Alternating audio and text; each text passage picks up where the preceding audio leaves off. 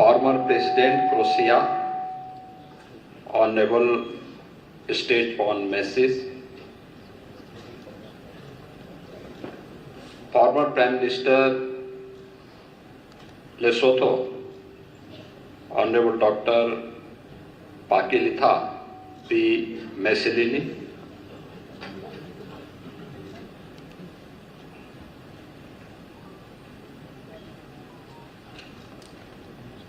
आज के इस समारोह में उपस्थित दुनिया भर से आए यहाँ पर उपस्थित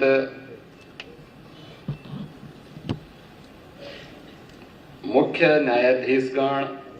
उप मुख्य न्यायाधीशगण और प्रेजेंट एंड फॉर्मर राष्ट्र प्रमुखगण, सीएमएस के संस्थापक निदेशक doctor Bharti Gandhi ji, city Montessori school के अध्यक्ष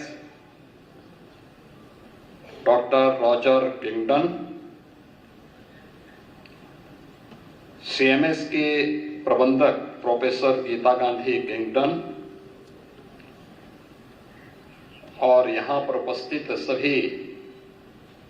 माननीय अतिथिगण, मैं सबसे पहले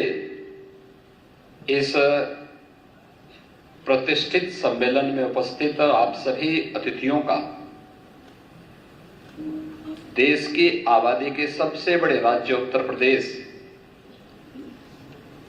की राजधानी में आगमन पर उत्तर प्रदेश सरकार और उत्तर प्रदेश के नागरिकों की ओर से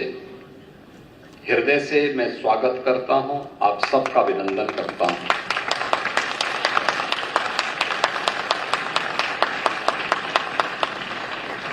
वसुधैव कुटुंबकम यानी whole world is one family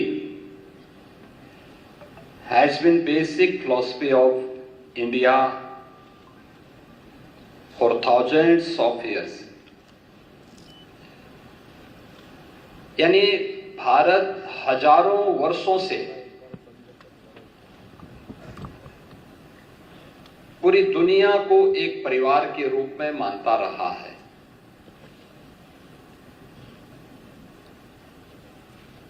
यह भारत की न केवल एक भावना रही है बल्कि दुनिया का कोई मत, मजहब या संप्रदाय नहीं जिसे उसके संकट के समय में भारत ने शरण न दी हो, भारत ने उसे आगे बढ़ने और उसके संरक्षण में अपना योगदान न दिया हो। आज के इस अवसर पर जब हम दुनिया भर से जुड़े हुए न्यायविदों के सम्मेलन के उद्घाटन सत्र में यहां पर उपस्थित हुए हैं, इस अवसर पर सीएमएस लखनऊ के संस्थापक डॉक्टर जगदीश गांधी जी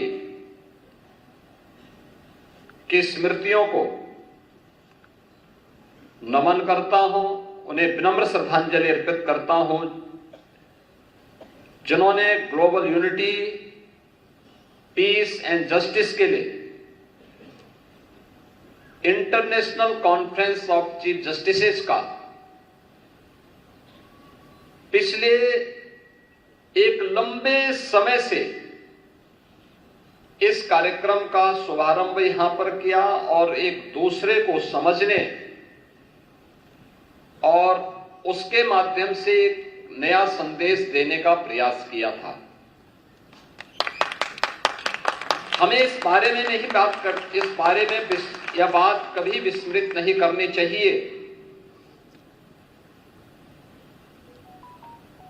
कि दुनिया की वास्तव में समस्या क्या है,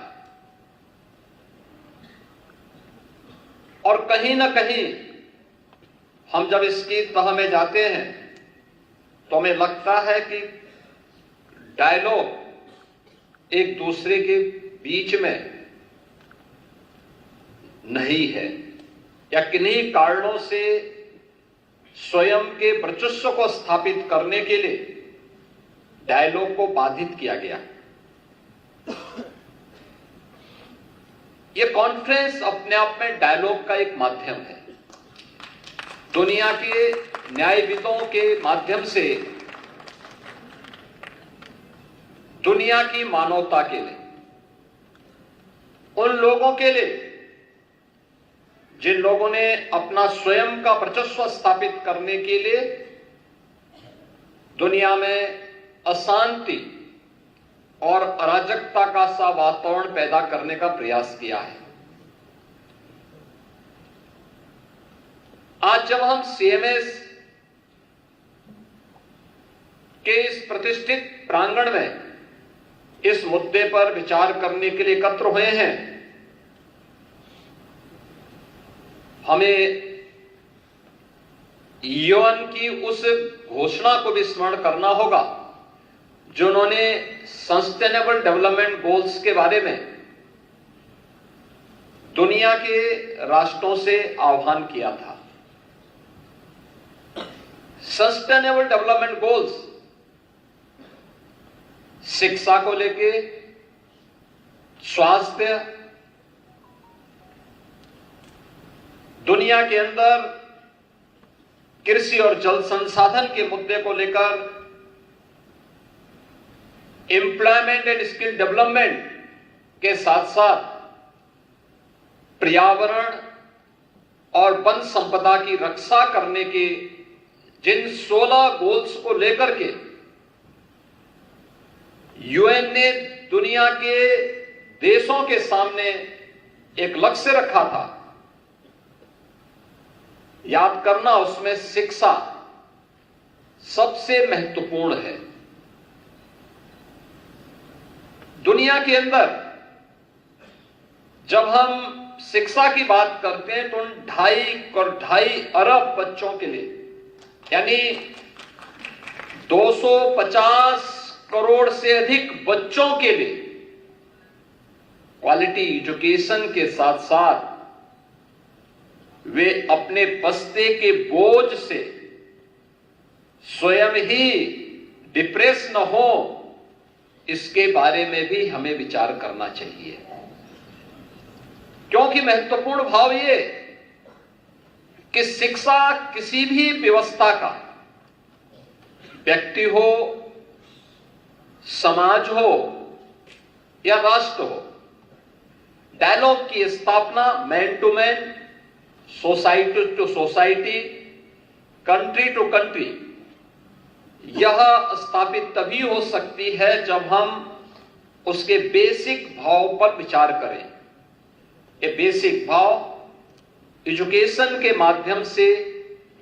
हम प्रत्येक बच्चे के मन में,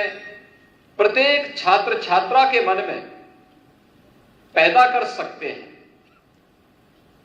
लेकिन आज भी यह एक चुनौती बनी हुई है। दुनिया में जहां अशांति है, जहां पे अराजकता है, जहां वर्चस्व को लेकर के एक दूसरे की संप्रभुता को हड़पने की होड़ हो, वहां पर एजुकेशन, वहां पर हेल्थ, वहां पे सस्टेनेबल डेवलपमेंट की बात अपने आप में एक बेमानी सी दिखती है। और उन स्थितियों में हम सबको इस बारे में विचार करना चाहिए कि कैसे इन समस्याओं के समाधान के लिए हर एक स्तर पर प्रयास किए जाने की आवश्यकता है। हम भी उसमें सहभागी बन सकते हैं। अगर एक संस्था अपने स्तर पर पिछले 25 वर्षों से इस प्रयास को आगे बढ़ाने का प्रयास कर रही है, तो क्यों नहीं अन्य स्तर पर यह प्रयास आगे बढ़ सकता। और मुझे लगता है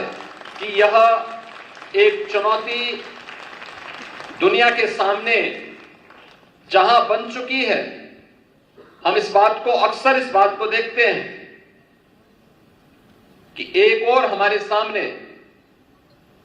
दुनिया के अंदर की प्रतिस्पर्धा एक चुनौती के रूप में है, वहीं हमारे सामने जलवायु परिवर्तन और उससे उत्पन्न होने वाले संकट भी एक नई चुनौती के रूप में है।